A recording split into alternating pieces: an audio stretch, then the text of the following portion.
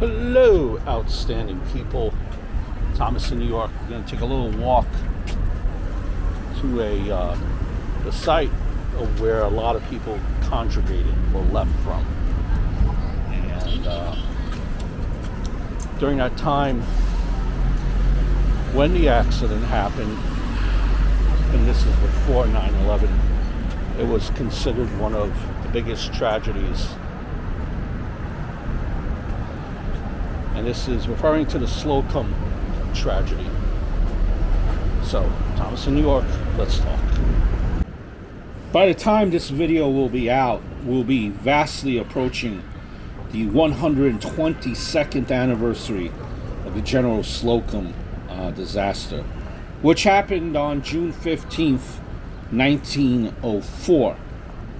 Now, this tragedy, compared to other tragedies in New York, is probably right up there, from many years ago with the Triangle Shirtwaist Factory fire. Sorry, it's the Triangle Shirtwaist Factory fire that happened in 1911, and the Titanic disaster, which happened in 1912. Perhaps these two shocking events happening within a year focused a lot of people's attention elsewhere. But the aftermath of the sinking of the PS Slocum radically altered the German-American community of the Lower East Side forever, which is where we are right now, in the Lower East Side. As you're viewing the Slocum here, the Slocum was built in 1891. It was a paddle boat or side-wheel passenger ship. On that fateful day, the ship carried 1,358 passengers, plus crew. It chartered by St. Mark's Evangelical Lutheran Church for $350. I'm walking to the church now to show you. The passengers came mostly from the German-American community of the Lower East Side. Excitement and anticipation, it filled the air.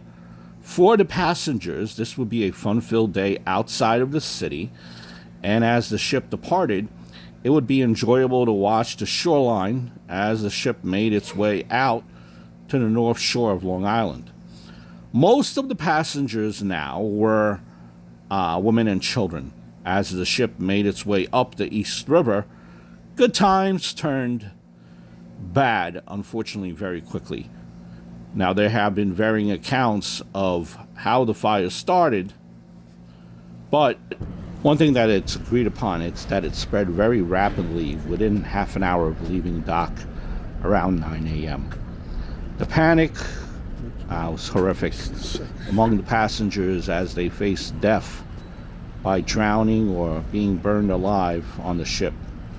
It was a safe bet that most of the passengers could not swim, and the period clothing of this day worked against them, meaning, how people were dressed back then, not very conducive to swimming. For days afterward, bodies would wash ashore. Only 321 passengers survived from a total of 1,358 passengers. The final death count, 1,021. The largest death toll in the United States would come many of decades later, which was 2,974, from the events of 9/11. There would be miracle, stories of survivors, for the lucky few, and heartbreak for those who lost loved ones. It was widely reported that the captain, William Henry Van Schaik, would not bring the ship to shore for insurance reasons. Instead, he would steer the burning ship to North Brother Island. He testified that the gas tanks in the lumber yards made landing near 130th Street, close to the Bronx, dangerous. Testimony that will follow in the days ahead established that there were very few safeguards. Life vests were non-existent, and the crew was untrained to handle the panic that followed on board the Slocum. Eyewitnesses from the shore could see that the boat was burning and wondered why the captain did not come to shore. Quickly, the captain and the Knickerbocker Steamboat Company came under the crosshairs of an investigation.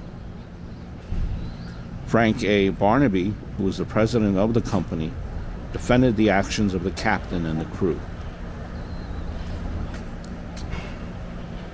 In the trial that ended of January in 1906, the justice was handed out to the captain by a jury of the United States Circuit Court. He was found guilty of criminal negligence, that he had failed to maintain the fire drills required by law.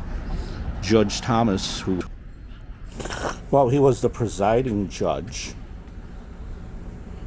sentenced the captain to 10 years at hard labor. And what happened to the captain that owned the ship and the director? The Knickerbocker Steamboat Company and Frank Barnaby, they had, escaped justice.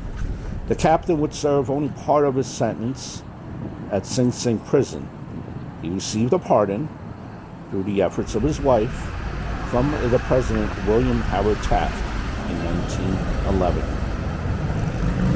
Now, the German-American community of the Lower East Side, prior to the Slocum disaster, this community was vibrant, and it was an active neighborhood of the working class and highly educated.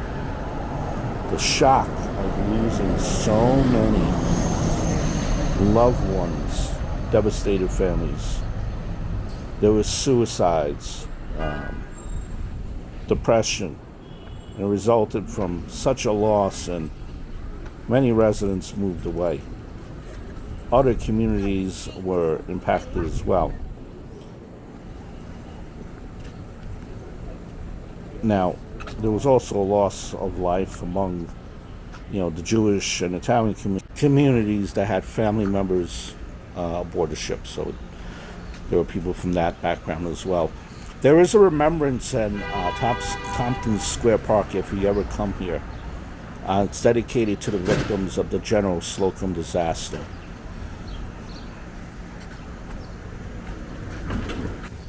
Here it reads, the General Slocum Disaster Centennial. This is the site of the former St. Mark's Evangelical Lutheran Church, somewhat carried, a mostly German immigrant parish.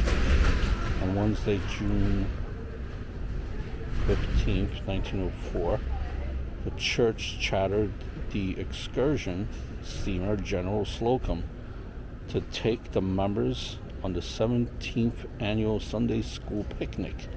The steamer sailed up the East River with some 1,400 passengers aboard.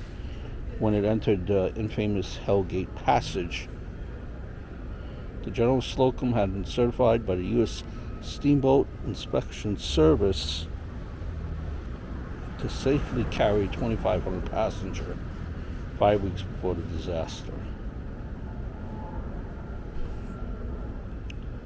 Until the terrorist attack on the World Trade Center, September 11th, 2011, the Slocum disaster had been the largest fire fatality in New York City history.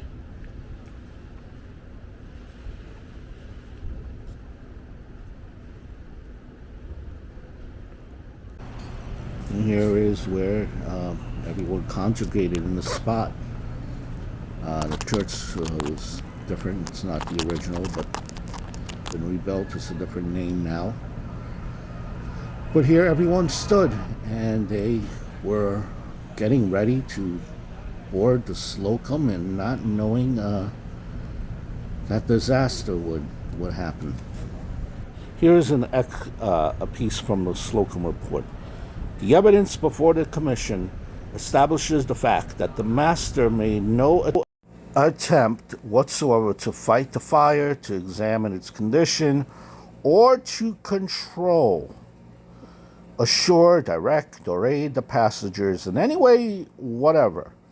An essential fact of the negligence is the utter failure of the master to fight the fire or aid the passengers. In a less degree, the pilots, in the same matter, after beaching the boat, and while there were still many passengers on board, failed in their duty to assist and rescue the said passengers.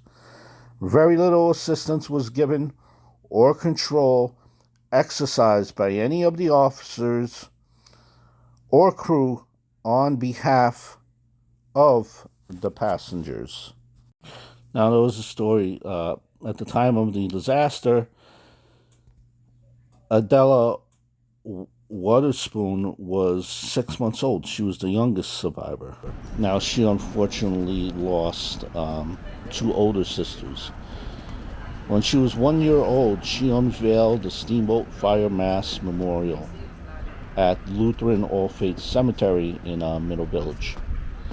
Before her death, the previous oldest survivor was Catherine Conley, who died in 2002. Who was 11 years old at the time of the disaster. Now, Adela died in 2004 at the age of 100. Now, a lot of these people, they were from the Lower East Side, right? And after this tragedy happened, a lot of them eventually moved uptown. Now, the church, though it's a different church now, it was eventually converted to a synagogue in 1940, after eventually this area was settled by a lot of Jewish residents. It's kind of a mixed neighborhood now, but it turned in 1940 as a lot of people, Germans, they moved uptown, and the Jewish settled this area and became a synagogue.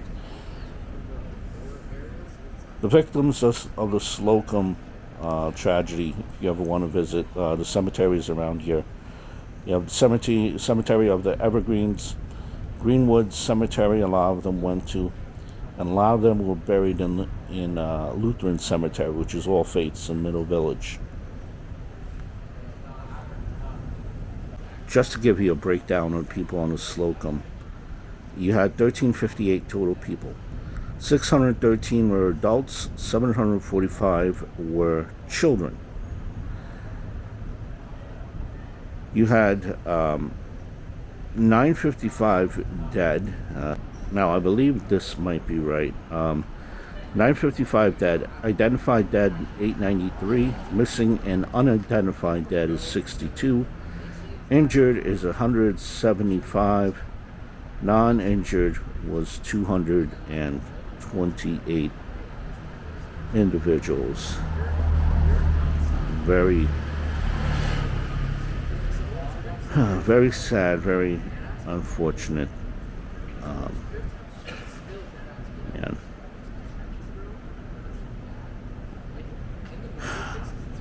Just goes to show you, how life is very short. Rest in peace to everyone that passed away that tragic day. I'm near NYU. Gonna skedaddle back home. I bid you adieu. Thompson, New York. Please do like and subscribe. It means a lot. Until next time.